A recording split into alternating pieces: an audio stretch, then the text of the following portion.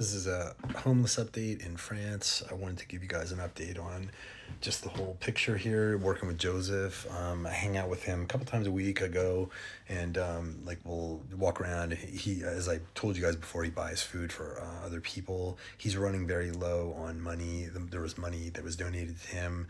We have been storing that for him and making sure it goes to, the things that was intended for, which would be clothing, food, in some cases like his ability to communicate. Like his cell phone got stolen and we replaced it with so the Samsungs here are pretty cheap. It was like $150. But anyway, so we were able to do that, but he's running out of money. And one of the things I said to him, I go, hey, you could have a life upgrade here if you wanted to. If you really initially, I talked to him about like, going to work and kind of pulling himself up by his own bootstraps and things like that. And he had expressed that he was like nervous and worried about having money again, because he used to have a lot of money and he had a house and he had a wife and he has a ex-wife and he has a son, and he was he's into some bad things back then before he had this transformation. And I think he was scared to have money again because he was worried that he would maybe fall back into some of those bad habits. But he's singing a different tune now. Like, this is just like a month later and he's like, yeah, no, I'm ready to, I'd love to get a job, I want to get a home and thing. I've never heard him say that, so that was really cool. So he's looking for a job right now. If you are somebody that Joseph has worked in multiple kitchens, he's an accomplished chef. His ex-wife was actually as well, but he's a really accomplished chef and he knows his way around a kitchen, and he can cook multiple cuisine. He's cooked in other places like Saint-Tropez and so forth. So he's looking for, he's willing to do anything, start from the bottom, work his way through to sort of, build up, prove his mettle. But he's hungry for a job. He's definitely interested. So if anybody out there knows somebody that's willing to help him out, I can testify to his character. He's a really good dude, and he's clean and sober. He doesn't do any drugs or anything. He's a good guy, and he's ready to get back at it, get back in the game, which I was like so excited to hear that today. It like made my day. Other than that, I also wanted to just say that that this is a different topic, slightly related. I don't think people understand, like, until you sit down and you hang out. Like, we walk by homeless people and they often like smell like they haven't taken a shower, because he tells me like he can only take a shower like once a week and stuff. But they're like, they're not less than us. They're human beings.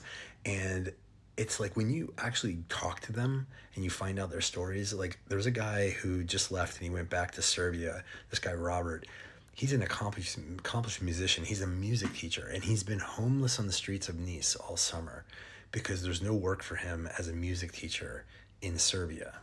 And so he came to Nice and he lived like lived like a homeless person basically. But I'd see him playing. I'll get a video of him. I had him. He played his violin in the streets in the zone piéton like every night, and really he's a really good player. Yeah, and he's living in the street. Yeah, he's sleeping sometimes. Yeah, and he's a music teacher. Yeah. So he was a music teacher in School. in Hungary. In Hungary and in Serbia. Wow, that's amazing. Yeah, But this is the life.